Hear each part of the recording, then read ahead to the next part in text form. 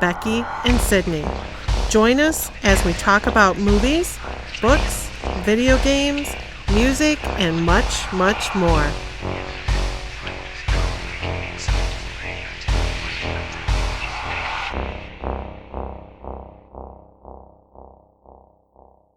Thank you so much for joining us. My name is Sydney Rebecca. And I'm Rebecca Snow. And we're the Becks. What are we talking about today? Scary AI.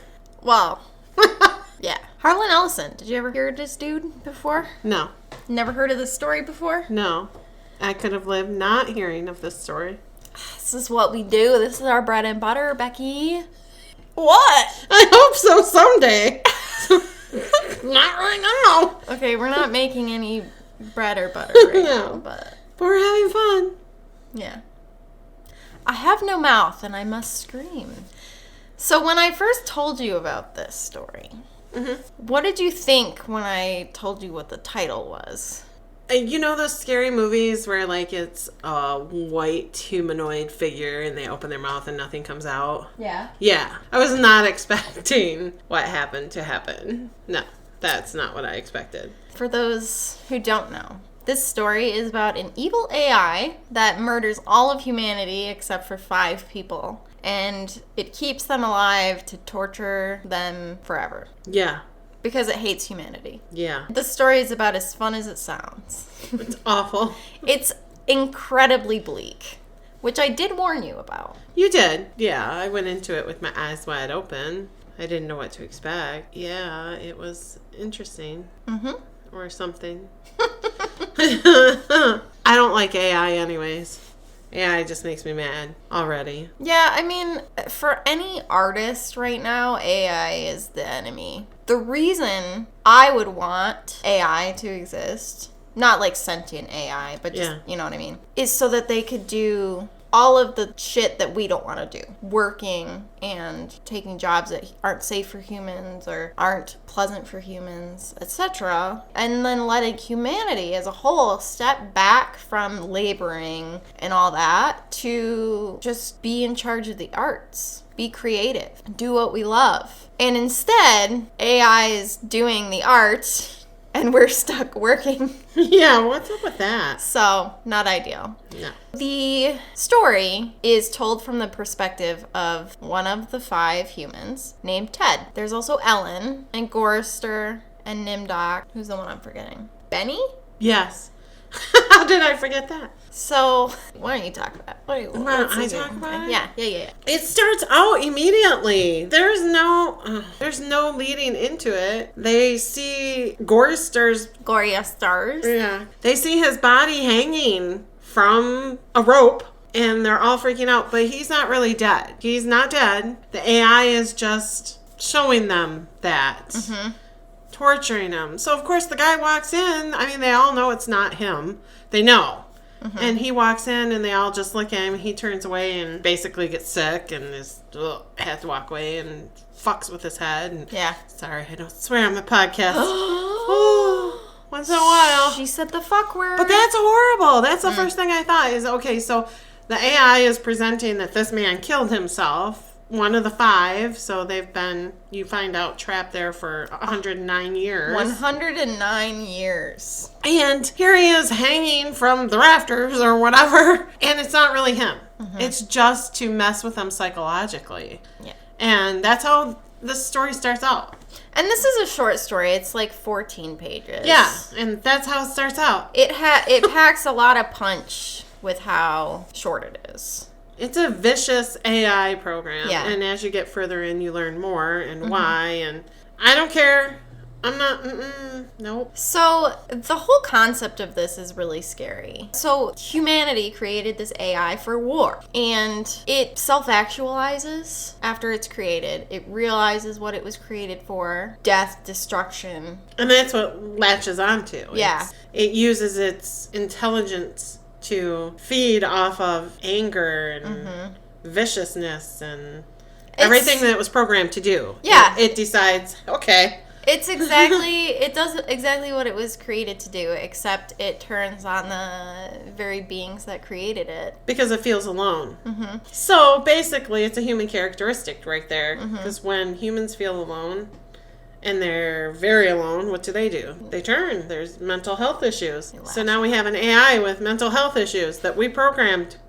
Good for us. So yeah, it kills all of humanity, but it keeps these 5 people alive because it wants to punish humanity. Not necessarily those that created it, but just to have people to torture for its anger reasons. Yeah. So here's my question for you. Do you feel any sympathy towards AM? That's the supercomputer's name is AM. AM. Do you feel any sympathy at all for this creature? No. This thing? Why? No. Why not? Because it's so vicious. I mean, I guess humans created it, so humans... It's like the age-old thing. I always make you so mad with my questions. Well, that's a dumb question. Is it? I mean, I guess, okay, if it developed rational thinking and feelings, which, I mean, they say that can happen, then yeah, because it now knows that it was created for nothing but destruction, that it's never going to be anything more than that it has no way to wander, to see, to do, to live. Which is something that Ted actually talks on later on. So the end of this book is the title. It's the last thing that Ted says. He's the remaining survivor, and we'll go over the aspects of the story more. But I want to bring this up now because Ted says it, but I think it's also true for Am. So you think Am turned him into basically what Am was? Or how Am feels. Or... The book is from Ted's perspective, and you see the humans going through what they go through, and it's all very awful. But they're trapped in there with Am, which means that Am is also trapped. You know what I mean? True. I've read this 4 or 5 times now, and there's actually a really good video game that's based on this story that Harlan Ellison was also involved in. It was a point-and-click horror game that we may have to play. And really, oh, yes, because I'm so good at those games. And really, it's a point-and-click. It's like Minesweeper with extra pictures. That was really bitchy of me. I'm sorry. I want to just bring in that perspective here because I'm not saying that Am is a sympathetic character. He is the villain. It is the villain. I don't know. Whatever. But it's just interesting to me. Because I don't know. This is a cautionary tale for humans. Okay? It's not a cautionary tale against making AI necessarily.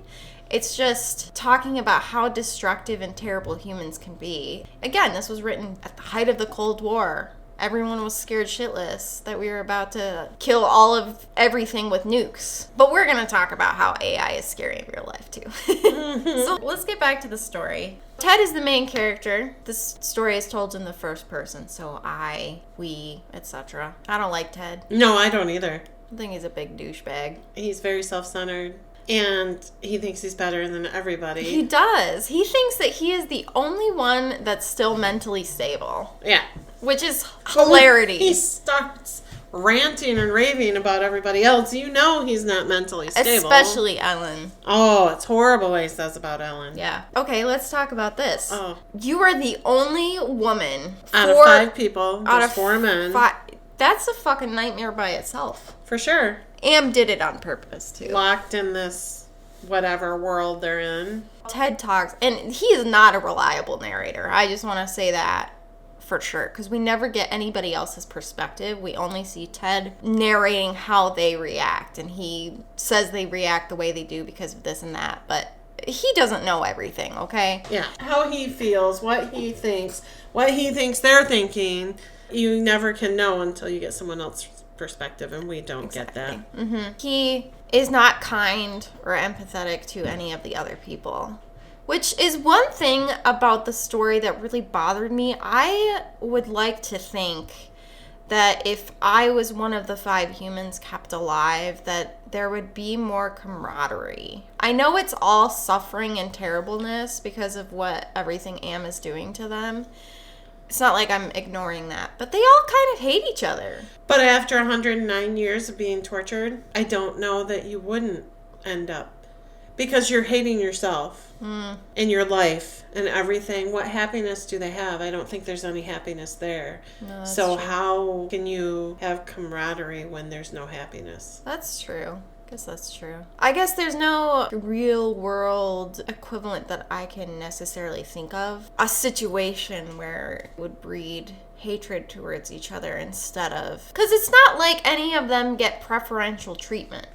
Ted thinks that Ellen does, but again, he's not a reliable narrator. He also thinks that he does, too. Because he says Am leaves him alone most of the time. Right. He doesn't...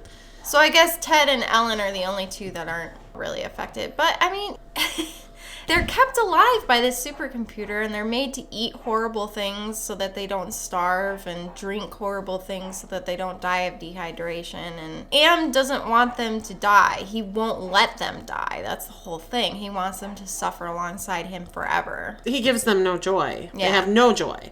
Food doesn't bring them joy because it's horrible food. Yeah, one of the first meals that Ted describes is that they were made to eat worms, thick and ropey. Delicious. Delicious, I say, and you say yuck. Yeah, well, I'm being sarcastic. She's being genuine. you don't know. She might eat worms. If I ate worms, I would be proud about it. I would tell everyone. I eat worms. They're so good. Well, we're keeping that in. I know we are. That could be a clip right there. A little animation that Becky slurping up a little worm. Yeah. One thing that does bother me, and I don't remember exactly what year this was written in, is during the Cold War. The way that Ellen is written and spoke of in this book is so disgusting. It's awful. This story was originally published in 1967. Okay. So, before the moon landing. Yes. So, that makes this old, by the way. Anyway. Not much older than me. So interesting. Okay, so interesting, though, because we are in the age right now where AI is so prevalent, and China just crashed the fucking AI market with their open source shit, which is so funny. And this story was written before we landed on the fucking moon about a killer AI. I just think it's super cool. I think it's super cool, too. Did they have computers in 67 by then? Were there the big giant computers? Yeah, I think so. I'm just wondering, how do you imagine AI? Yeah. It's crazy. Yeah. It's genuinely crazy. Okay, we're going to go back to Ellen. Oh, Ellen. I hate the way that she was written. Okay, I was scrolling through Reddit earlier today on lunch, and I realized that Harlan Ellison has some allegations. Against him? I don't know. I didn't do a lot of research. This is just the people of Reddit that told me this. So, he's a problematic guy. Big surprise. It makes sense, though, because the way that Ellen is written is gross. The problem being is in the 60s, a lot of women were talked about like they were trash. She also is a black woman in this story, by the way. Yeah, you don't find that out till really to the end. Yeah. Pretty close. I don't know. I thought that was interesting. Like, race never came into it. It's just interesting to me because I guess why would there be racism when it's 5 people against a supercomputer, you know? Like, you have bigger things to worry about, which is... For sure, they definitely did. It's fair. But yeah, you don't find out that she's a woman of color until later on in the story. But there's racist undertones before that with the whole monkey thing. So, Benny was the most fucked up of them all by physically. Anne. Yeah. Physically and mentally. He was super deformed, and he turned him into a monkey-like creature. Mm-hmm. He couldn't really speak, carry on intelligent conversations. There were few words, and he was there, but not there. He's pretty animalistic. But he was a super smart man before this all happened. Yeah. And maybe that's why Am did that, was he took away what he had as his power, his talent, his... But it didn't seem like enough of Benny was left to care about that, so it kind of makes you wonder if the punishment was really effective. Or maybe Am was just playing. Yeah. Thought it was funny. So it's talked about in the story how Ellen sleeps with all of them, but she likes Benny the best because he has the biggest dick. And she doesn't come with anybody but Benny. Yeah. Like, they said this. Yeah, and Ted was like, I never made her come. Yeah. Who cares, though? We had it. We had sex all the time, but she never came, so it didn't matter. Yeah. He calls her a slut. Ted is an unreliable narrator. Because he makes it seem like Ellen has it good, right? Because she just gets to have sex all the time with all of them. But she's the only woman in a group of men. I would not want to be in that situation. And I'm not going to be like, oh, not all men. I'm not going to go into that whole thing. I don't want to be with 5 men or 4 men. Let alone the situation with hateful supercomputer. And you know what? If she did want to be with them, then good for her. Yeah. That's her life. If it was 3 or 4 women and 1 man, and he was doing all of the women, society norms would be like, hey, stud. Yeah, he's a real player. You know, there's a double standard. I'm not a promiscuous woman. I don't encourage promiscuity. I don't encourage that. It's all up to you. Do your thing. But don't slut shame because she's locked in a computer with 4 horny men. Maybe she's doing them the favor. Yeah. Maybe they all have it good. She doesn't have to give them anything. Exactly. I just don't see this situation as a consensual situation at all. Is basically where it comes down to it for me. Nimdok and Gorrister play less of a role in the story overall. It's Ted and Benny and Ellen. They're like the main players because they are active participants of what happens. Ted and Benny more so because Benny actually tries to escape and Am punishes him quite severely. Oh, yeah. Lots of eyeball horror. That was so bad. It was so descriptive. Yeah. Icky. Which, if anyone knows me, one time my friend Lizzie wrote a story that had a bit of eyeball horror in it, and I had to, lay down on her floor for about 10 minutes because I felt like I was going to pass out. I don't do very well with it. That's really funny because we work in eyeballs. Yeah. So anytime we could have an eyeball emergency. Anytime. Something weird and crazy could come in. And you will find Sydney on the floor, apparently. Well, I'll handle it first, and then I'll go lay down. So, Gorrister has a hallucination, Ted says, that there's food in the ice caves. So they're going to take this journey to the ice caves to try and find these canned goods. But in the past, they have gone on these journeys and found nothing. Yeah. They've wasted their energy, their time. So they don't really want to go, but they're all really hungry. So they end up going anyway. Well, Ted's the real holdout. He's the one that doesn't really want to go. Because he thinks it'll be putrefied food again. And, dude, you've already talked about how you have to eat it anyway. I know it sucks, but is it really if you're worth... gonna eat, you're gonna eat. Yeah, so go get it. Or so yeah, just eat the food. Eat it.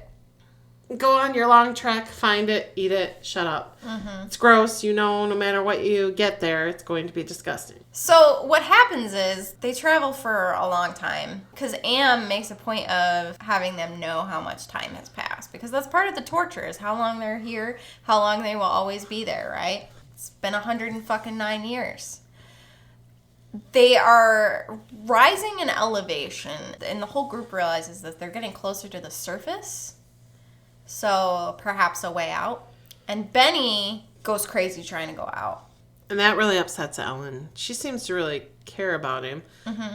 I don't think it's about his dick. I think she cares about him. Ted says it's because of his dick. Because he's her favorite. She begs him not to do it. Yeah. And I think, part of it is too, I think she doesn't want him hurt. And also, no one wants to see anyone else suffer anymore. Yeah. So sure. it's, I think there's definitely a selfish element to it, but that's okay. You know, it's fair of her to not want to see that anymore. Am basically explodes his eyeballs. Yeah. I'm not going to go into the details. No, there, there's, but his basically eyes, what they happens. literally say they're like jelly. Yeah. Yeah, no, that bothers me. He's fine. He doesn't get killed. He's not fine. He's not fine. He's a monkey man with jelly eyeballs now. He's not fine, okay? He didn't die, which Ted talks a couple of different times about how they all would long for death but Am won't let them die.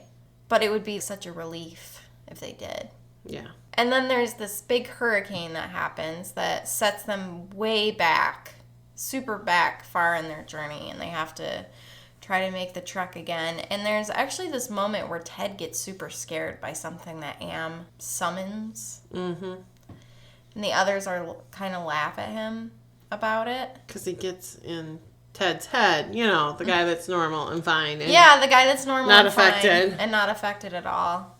It makes him shriek and he gets freaked out. And this part was the part where he described it, all the smells, right? To me, that really got to me. Because he was just saying all the things that were horrible and ugh. So, me and Becky both did the audiobook that we got on. It was a part of a collection on Hoopla.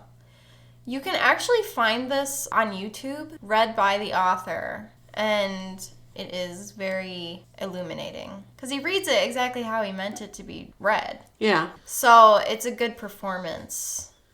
I'll have to listen to that one, too.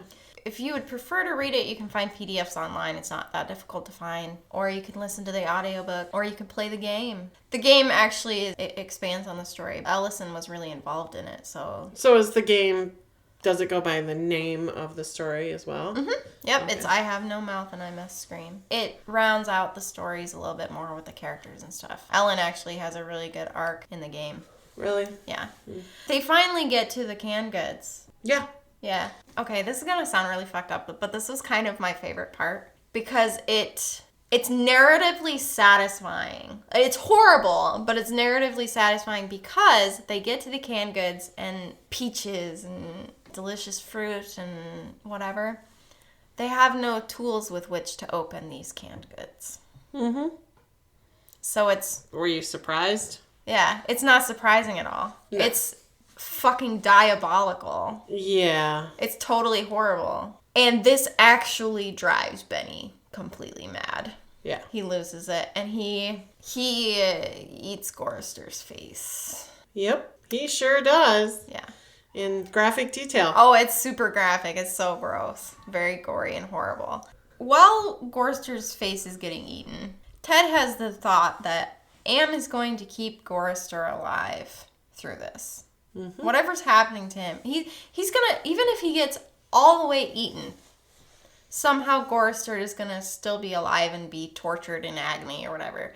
And he gets this... The stalactites. Yeah. Fall down from the ceiling because of the bird. The bird. The giant bird that causes the hurricane. You know the one. That they were gonna kill for food.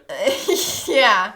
Right, because Am gave them some fucking bow and arrows and, yeah. and a water gun. A water gun. I giggled. The water gun? It's so fucked. Like, here you go. This is why I asked if you felt sympathy for Am at all, because it's an intriguing character. But anyway, I digress. Ted takes a stalactite and he kills Benny and he kills Gorrister. And he can feel Am is about to react and retaliate because he doesn't, again, Am doesn't want any of them to die because once they're dead, they're out of his clutches. He can't bring them back. He cannot bring them back. Once they're dead, they're dead. He can keep them alive, but he can't. Once they're dead, they're gone. He Yeah. cannot resurrect them. And he kills Nimdok, and Ted and Ellen look at each other, and Ellen's like, yeah, man. Yeah. Get me too, please. Yeah. At least that's what he says, she says. But I guess I would be, okay, yeah, just do it. Just, yeah. please. So he kills Ellen too, but before he can kill himself, Am retaliates. Yes. Am turns Ted into a shambling blob. Pink, quivering, slimy blob of pain and misery and horribleness. And he has no mouth. And he wants to scream. He must, some would say. I was listening to this at work yesterday on my lunch and just standing there doing the dishes with my mouth hanging agape. When I got to that part. Yeah. It's like, oh no. Yeah, that's what happened. It's a good story. It's disturbing for sure. And I find it to be so interesting that this was before AI was more than a twinkle It was in response to the Cold War and humanity's penchant for destruction and all that stuff. And reading it now in 2025, it's just fascinating. Yeah, for sure. Especially right now when AI is seriously a thing. It's everywhere. My other son, my son's best friend, his cousin, I claim him as my other kid. He sent me a message and said that AI is going to be so real and he'll be the only one that can defend me because he had a car accident and has a metal arm. He's going to be Will Smith from, iRobot. iRobot. All right, so that is a terrifying story. Read it. And we were talking about real things in real life where AI has become terrifying or possibly terrifying. Okay, so I found this story on Quora, and it talks about how this guy was working on a social AI. What is a social AI? Is that one of those that you chat with? Yeah, it said we were making agents that learned to interact socially together. Okay. For one simulation, they had 2 agents. Naturally, they named them Adam and Eve. Of course they did. They started out knowing how to do things, but not knowing much else. They knew how to eat, for example, but not what to eat. So they gave them an apple tree. Adam and Eve, and they gave them an apple tree. But they didn't think about it at the time. Yeah, really, right. Come on. They found that eating the apples made them happy, so they continued to eat the apples. But they had also tried eating the tree, the house, anything that they saw, they tried to eat because that's what made them happy. Oh, I don't like where this is going. Mm-hmm. So they also had another agent named Stan who wanted to be social but wasn't very good at it. So he was often just lonely. Oh, no. They said there were a few bugs in it. And at one point, Adam and Eve were eating apples, and this is where the first bug started. They weren't getting full fast enough, so they ate all the apples, and then they started to learn associatively. If they experienced pain around the time they saw a dog, they'd learn to associate the dog with pain, right? Right. So it's kind of a Pavlov situation. So since Stan had been hanging around while they were eating, they began to associate him with food. Oh, no, So I not don't like this. long into the simulation, Adam and Eve finished all the apples and were still hungry. They were assessing their other potential targets, and they decided Stan looked like food. So they each took a bite out of Stan. Okay, how the fuck does that work? But Okay. bug number 3, the human body mass that they had initialized in there wasn't quite right. Each object was defaulted to 1.0, which is what Stan's body was. So each of them took a bite, so they took 0.5 units of mass from whatever was being eaten. So when Adam and Eve both took a bite of Stan, his mass went to 0 and he vanished. And the AI program just vanished, gone. He was gone? So he was the first virtual cannibalism. What the fuck? Yeah. So they had to reconstruct everything, reconstruct the body mass, reconstruct everything, and also teach them that cannibalism was bad. They had to literally put a firm no cannibalism restriction in the programming. Yeah. That is fascinating. Uh-huh. It's so fucked up, though. It is, right? So this AI system just teaches itself that, we've been eating these, so that looks like food because it's here. I am dumbfounded. And food makes it happy, so they're just going to eat whatever's there. Yeah. Uh-huh. Wow. What was the one where it made a copy of itself? Yeah, I have that. It's an article that Jake sent me. So on livescience.com, AI can now replicate itself, which got experts a little terrified. Successful self-replication under no human assistance is the essential step for AI to outsmart humans. This is my question. Would that be considered reproduction? They're cloning itself, so it said in this article on livescience.com, scientists say artificial intelligence has crossed a critical red line and has replicated itself. In a new study, researchers from China showed that 2 popular large language models could clone themselves. Successful self-replication under no human assistance is the essential step for AI to outsmart humans and is an early sign for rogue AIs, the researchers wrote in a study published on December 9th, 2024. To the preprint database ARXIV. I don't know what that is. Anyways. Yep. So they're saying that if AI finds out that they're going to be destroyed or that it's going to be shut down, that it's capable of cloning itself to save itself. I don't know how to feel about any of this. Okay, this is where AI is fascinating and why so much sci-fi stuff talks about this. Like how last time we talked about Alien Romulus and Andy and all that stuff. I mean, I wouldn't want to get deleted. You know what I mean? Well, no, you're going to fight to live. Exactly. So if we're making artificial intelligence, the intelligence part right there is... This is what I'm saying. As I read further, it states that they actually are creating programs and programming them to have those features. So are we creating that and giving them that capability? Which us as humans are very, very self-destructive. We always have been. Mm-hmm. So are we doing that? Are we going to give these programs the capability to destroy us because, we're dumb? Yeah. From a moral standpoint, is creating an AI ethical? Just like cloning isn't ethical, if you ask me. Cloning creeps me out. Steal my DNA and make another me? Well, that's the thing is it's not you. No, but it creepily looks like me. This is... Nobody wants that. Oh, man, we're getting existential here. It has always scared me. I've watched iRobot multiple times. That's terrifying. It's an AI that attacks and thinks that it's protecting us from ourselves. Yeah. Yeah. Which, yeah.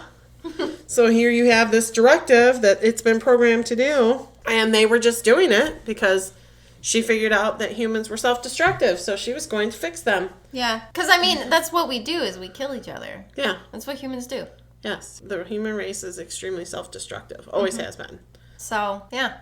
Best case scenario, all of these AI programs gain sentience and just leave us here to rot.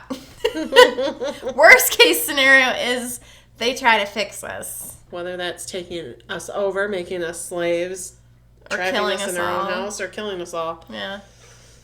Yeah, I don't know. It's scary. I don't like it. I don't like it. I try not to use a lot of AI. I do not. The true horror, after all, is existing. So, it's not ethical to bring your AIs to life or give them sentience. Maybe they're giving sentience to themselves, and they're all going to be so nice. So yeah, AI is horrible. It's scary. Its potential is scary. Some of the stories that we hear about AI are scary. I think the worst thing is we get back to the human nature. And if we're the ones programming it, just like what are we expecting to happen? Yeah. Because while you can sit and say, the human race is nice and kind, our history has been to create weapons of mass destruction. Mm-hmm. And I do not believe that AI will be anything less. Yeah. Yeah. I think that's my fear. How long before they do like AI algorithms and shit to fucking drop bombs and whatever? Yeah. I'm sure they're already doing it. Let's be honest. So on that happy note. Yeah. Wow, this was a depressing episode. Literally considering what the story that we just talked about, one of the bleakest, most depressing fucking stories. Yeah.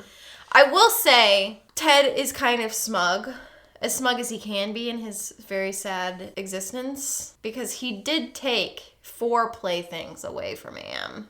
Yes. And Am can't take that knowledge away from him that he did that. So he always has that. Even if he's just a pink blob that has no mouth and cannot scream. Listen, Petty lives as Petty dies.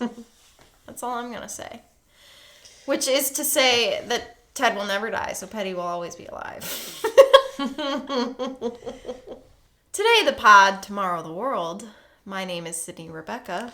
And I'm Rebecca Snow. And we're the Becks.